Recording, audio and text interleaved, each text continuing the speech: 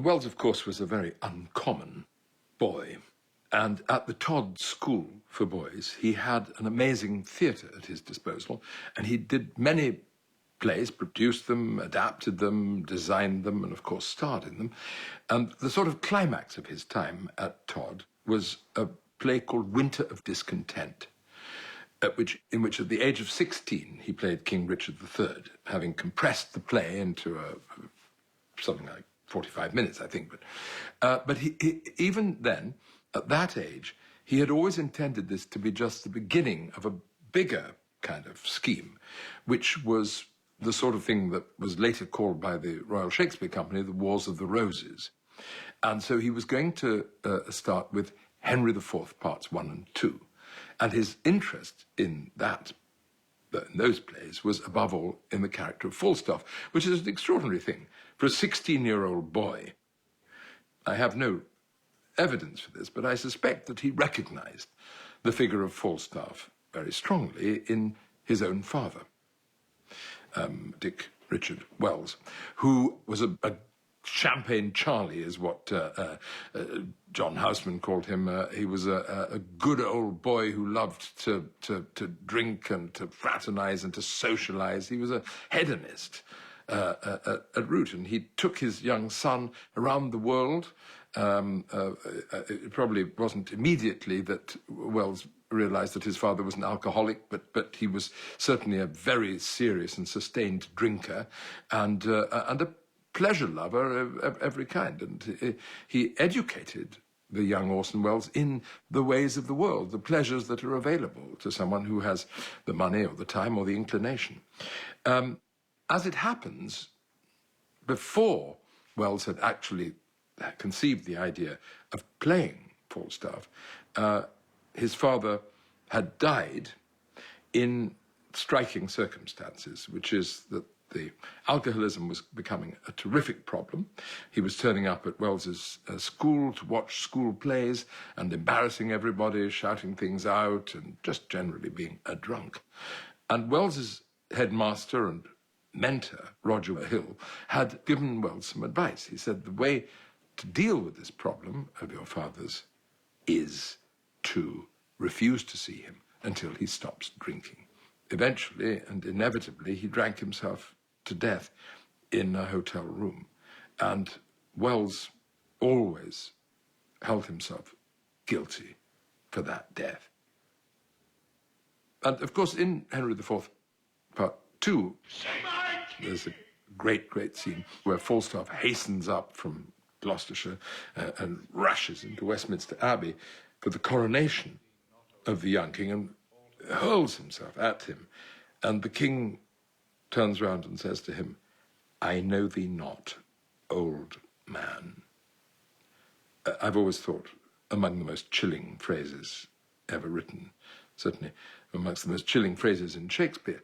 And of course, these are the very words, in fact, the very essence of what Wells had said to his own father. "I know thee not, old man, until you stop drinking." So I think for Wells, the Falstaff story was one of the great, deep stories. And Falstaff represents for Wells something that was very, very important to him. I think it's Bill Cronshaw who coined the wonderful phrase, Wells was a man of many nostalgias. And he had a profound nostalgia for a kind of Edenic, a kind of prelapsarian world, a world of innocence and joy and happiness. But in fact, he'd never had as a child. He was a lonely, uncomfortable child. And he longed for a different kind of a childhood. And that was his dream, was this sort of paradise, this lost paradise, this golden age, or as he called it, referring directly to the plays, a merry England. A kind of time where people were happy and pleasured themselves and relations between human beings were easy and real. And Wells clung on to that idea. He had a profound romanticism about the possible condition of being human, which he felt himself to be somewhat excluded from, I think. So this play had immense resonance for him. And so when he, of course, created the Mercury Theatre with John Houseman, and they did their extraordinary Julius Caesar, and then they carried on doing plays, some of which were more successful, some of them less. The last of all the plays he did with the Mercury Theatre was yet another engagement with the idea of Falstaff. And that was really the play that he would have done at the Todd School, which he now called Five Kings, which was indeed the Henry IV and Henry IV parts 1 and 2, and the 3 parts of Henry VI and King Richard III. And now, finally, Wells did get to play Falstaff. And his Prince Hal was Burgess Meredith, and the production was pretty good catastrophe, one way and another, but Wells still clung on to it. He was impassioned about it. The character of Falstaff mattered so much to him that he was determined to come back to Five Kings, and the set was put into storage for 10 years before Wells finally gave up on the idea that they would go back to doing Five Kings. Of course, they never did go back to doing Five Kings, but what he did do was, in 1960, to make a different version of it, which he called Chimes at Midnight this time. It's gone down in history, the stage production of Chimes at Midnight, which started in Belfast and then went to Dublin. It's gone down in history as a great big flop. But it wasn't a great success at the box office in Dublin, though it did well in Belfast. But the reviews were among the best Wells ever got in his life for the production and indeed for the performance. People felt that they'd been taken into a world of theatre that had all but vanished with the Victorians, a kind of scale of performance, of richness, of fullness, and so on. But as I say, in Dublin, the business was really not good at all. And so he'd washed his hands of the stage production basically because all along he'd been thinking about a film. And it took him a good 4 years before he found a consortium of people who would put up the money. So he went ahead. And he assembled around him a fascinating group of actors. Now, Orson, little tidy Bartholomew Bell, big. Jeanne Moreau, with whom he'd worked already in The Trial, was rather uncomfortable in The Trial, but she was playing Doll Tearsheet, the prostitute to Falstaff's companion, and she seems wonderfully at ease and part of the film. Harry, for all the world as thou art to this hour was Richard then, when I from France... John Gielgud, the greatest living Shakespearean actor, many people thought, as King Henry IV, which is a great part very rarely played by a great actor. He hath more worthy interest to the state than thou. Do not think so. Keith Baxter as Prince Hal, and Margaret Rutherford, that great English comedienne, as Mistress Quickly, a most unexpected piece of casting, and many excellent young coming actors in all the parts. It's scarcely a part which isn't marvellously cast. And it was to be shot in Spain, which Wells knew very well indeed, which would be cheaper than almost anywhere else. Indeed, the money was largely Spanish. Give me a copper sack to make the eyes look red. Wells was at his most joyous. I don't think there's any film that he made, except perhaps for Citizen Kane, that gave him as much pleasure to make as Chimes at Midnight, though he was not well. He had all kinds of ailments and was in great physical discomfort, was now considerably larger than he had been 4 years ago when he'd done it on the stage. My own knee. But his buoyancy and his determination, his inventiveness, his energy was miraculous to everybody who was around him. And what you have is a feeling that the film was made very much the way a play is made in the theatre. There's a sense of company, of everybody being involved in it, everybody's opinion being of interest to Welles.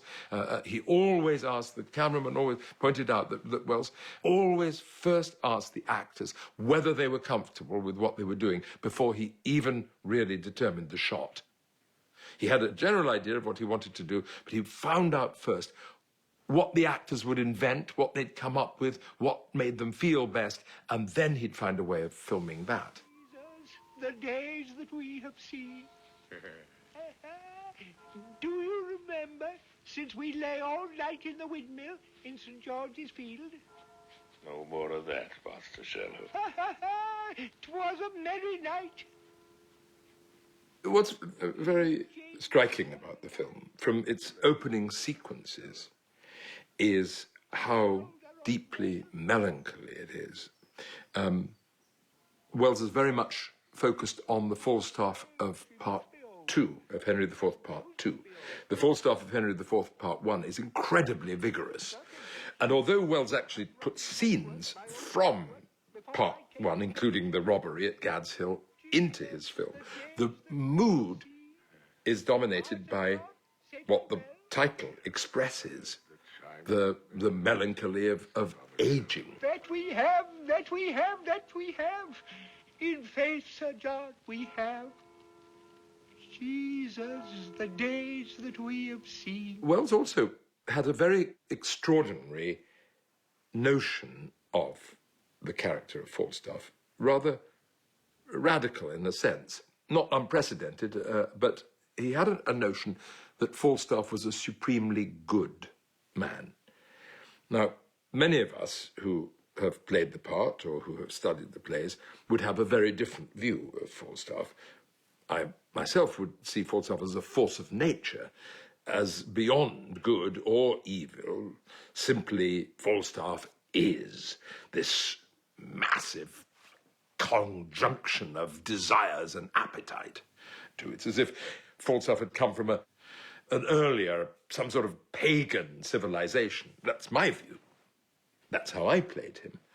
But Welles had a very different view, which is of an inherently benevolent man, naughty, but very, very nice, and deeply in love with Hal, even though he betrays him the moment his back is turned. Welles still believed that Falstaff was essentially benevolent. And one of the most bitterest and most contemptuous speeches about the illusion of honour became, in Welles's lips in the film, a sort of source of sadness and regret. Everything is converted. Everything is autumnal. Everything is about decline and decay and loss and regret. I would to a bedtime, Hal, and all well. Why, thou owest God a debt. 'Tis not due yet. I would be loath to pay him before his day. What need I be so forward with him that calls not on me? Well, no matter. Honor pricks me on. It was how if honor pricked me off when I come on, how then? Can honor set to a leg? No. Or an arm? No. Or take away the grief of a wound? No. Honor hath no skill in surgery then? No. What is honor? Welles gave a performance of great inwardness, tenderness, vulnerability, disappointment, and affection, above all, for Hal, which is unprecedented in Welles's work as an actor. Scotchen. And so ends my catechism. And the relationship between him and the actor playing Hal was one of extraordinary sweetness. I mean, Keith Baxter never pretended that they were exactly friends, but in the performances and while they were involved in creating both the play and the film, Welles had a kind of almost paternal relationship to Keith, and an extraordinarily encouraging and generous and loving way with Keith Baxter, which, again, was not always how Welles was. That was not his natural mode. He was a great leader and he was a great inspirer, but he wasn't always very good on those more intimate human touches.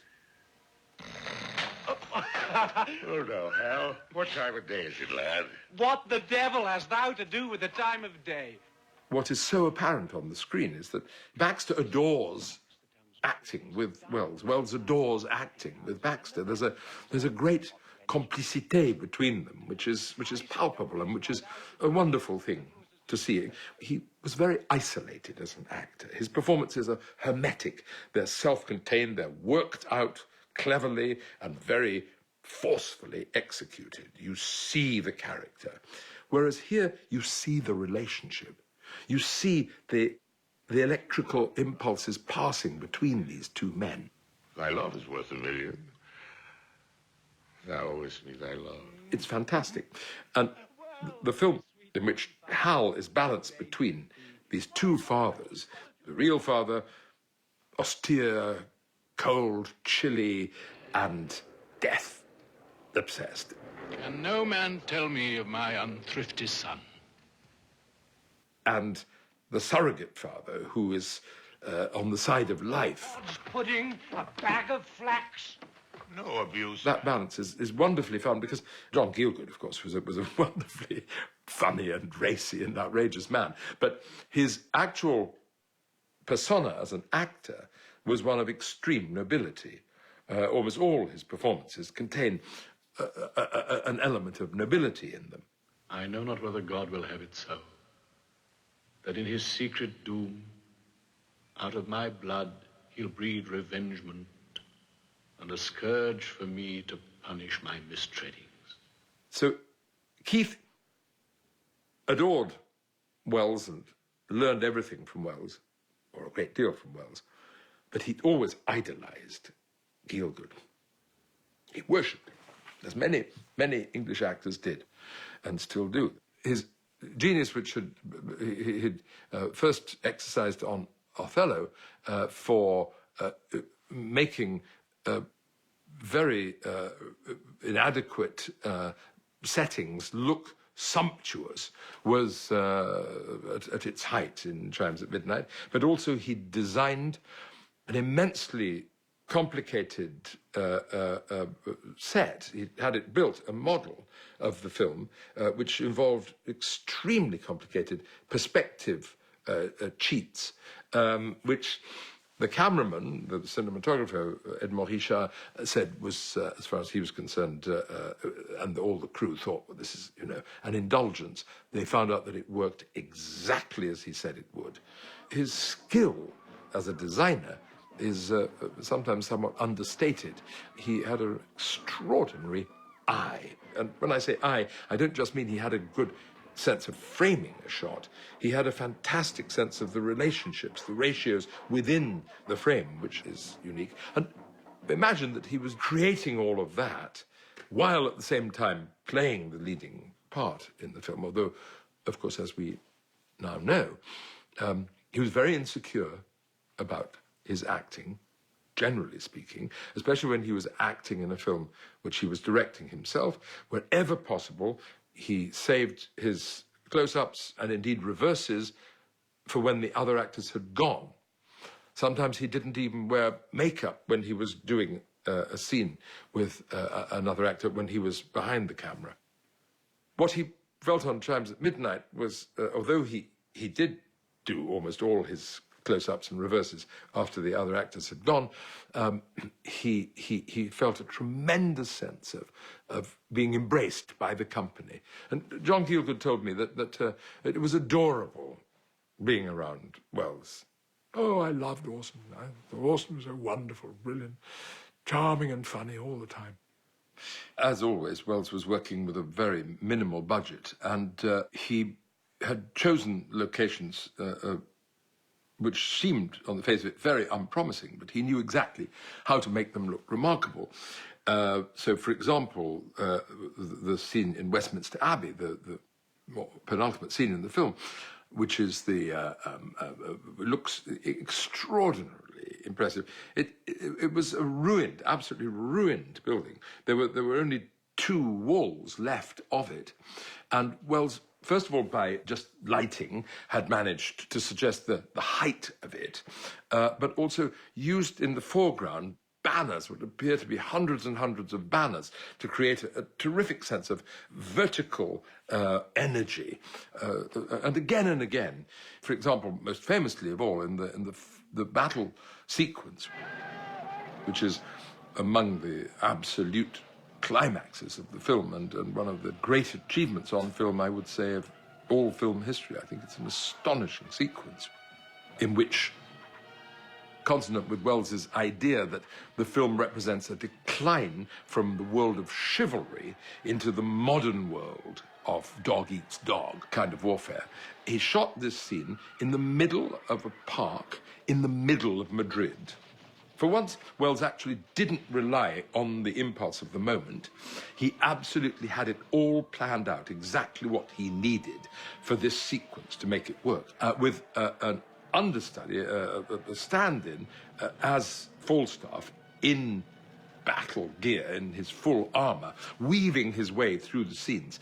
And it turned out that the day they were going to shoot, the first day they were going to shoot, it started to rain and it cascaded down. But Wells was delighted by this because it meant that the set was full of mud, and he even got the local fire brigade in to put in more water so that it would become even messier and muddier. He knew that there was so little time for the shooting of this that I think they had the army for 2 days, and then they had the extras for another day, and then they had to get out of the park. That was as much time as they had, and everything was so slippy. And Edmond Richard, the director of photography, slipped and fell and concussed himself and was swept off to hospital. Wells picked up his camera and carried on filming. It was that kind of a levels of adrenaline, which is what Wells adored. Wells absolutely flourished on and demanded and required adrenaline to be able to do what he did. And he had it in spades on this film. As usual, Wells started editing the moment he started filming. He was always wanting to see how it was going, because apart from anything else, he wanted to know if he had to pick something else up to make a sequence work.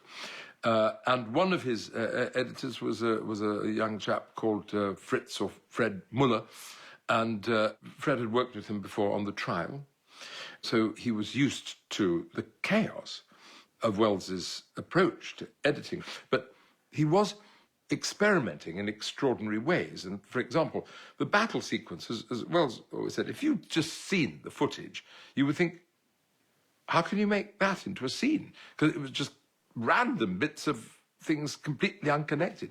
But he had always, from the beginning, had a terribly clear idea of what he wanted to do.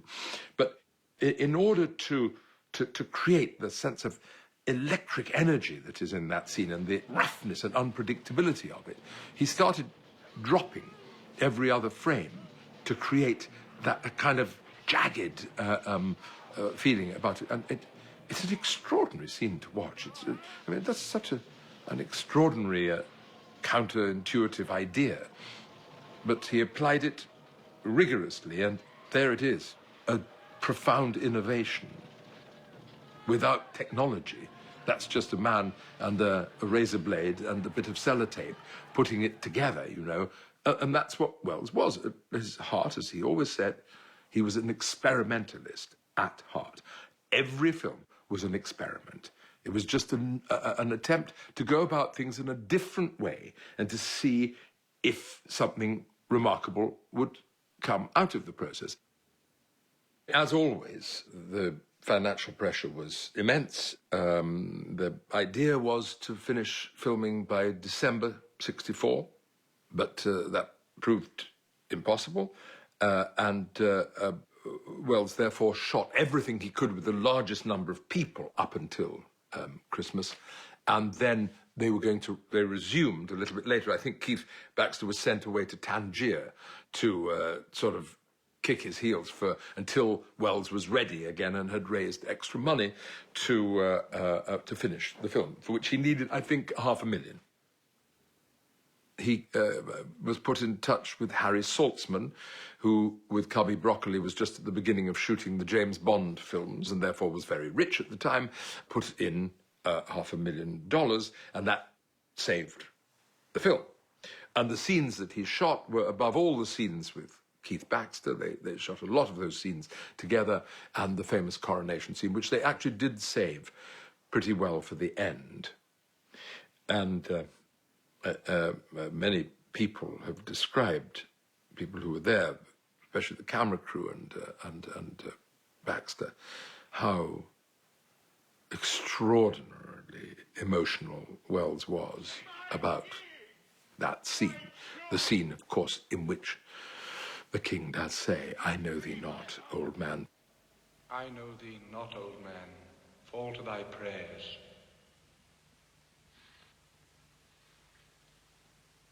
How ill white hairs become a fool and jester.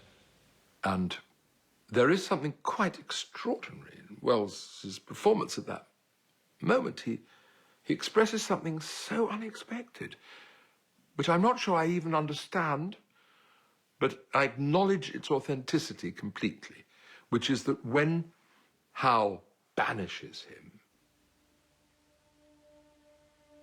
Falstaff is suffused with a kind of loving admiration of him, as if to say, that's my creation.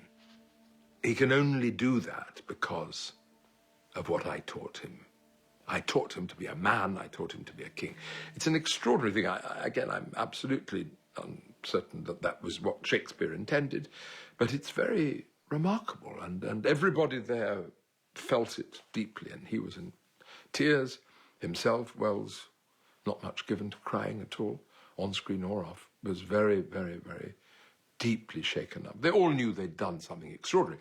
However, the price of Harry Saltzman putting the money in was that he had rights in distribution, but he sold them very soon afterwards. In fact, Harry Saltzman went into a quick spiral downhill. He invested in theatre and he failed, and all sorts of things went wrong.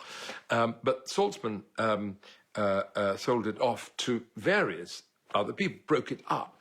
And it's because of that after the initial release, the film never got a proper run in any commercial cinema again. And until now, until last year, I think, in New York. And that's the kind of... It's so clear when you look at Welles's life that he had an extraordinary, a simply almost unbelievable sequence of good luck, right up to and including the release of Citizen Kane. And from then on to the end of his life, he had nothing but bad luck. It's almost as if he'd signed a pact with the devil or something. It suddenly turned at that moment. And everything was hard for Welles, and that he should have laboured so wonderfully to create his masterpiece. And that because of a technicality of the rights in distribution, most people should not have seen this film. I mean, even dedicated Wellesians haven't seen Chimes at Midnight. It's an astonishing fact. It's as if, Shakespeare was famous for writing Hamlet, but nobody had seen King Lear. The fate of Chimes at Midnight was immensely sad because it was trashed by the American press, completely dismissed, except for one person who got it absolutely right, which by irony of ironies was Pauline Kael, who later became Welles's arch enemy, but she wrote a superb appreciation of the film. And the British press quite liked it. And a couple of people thought it was masterly, but they were a bit troubled by the technical problems and so on. So there were no, apparently, awards in the offing, except that, rather marvellously, he did get a Lifetime Achievement Award in conjunction with a showing of Chimes at Midnight at the Cannes Festival. And it was said at the time that it was his Cannes. He was the king of Cannes on that occasion. When Welles gave those rather wonderful interviews to Leslie McGahey on the BBC, on Arena, he said to McGahey of Chimes at Midnight, if I get to the pearly gates, I stand at the gates of heaven, and they say, why, what grounds do we have for admitting you? I would just say, Chimes at Midnight. And I think he was right. He got into heaven, you know, on the basis of this film. Because, as I say in my book, it's the most personal performance in the most personal film that he ever made, which also happens to be an extraordinary realization of a great, great play, too. He has, for a starting point, one of the greatest texts of Shakespeare, which means it's one of the greatest texts ever written. And he brings himself to it, absolutely. He didn't bring himself to Othello. He didn't bring himself to Macbeth. They're fascinating. But this is on another plane. His producer, Alessandro Tasca, said it's the film that he had inside him all these years. It's the film he had to bring forth. I shall be sent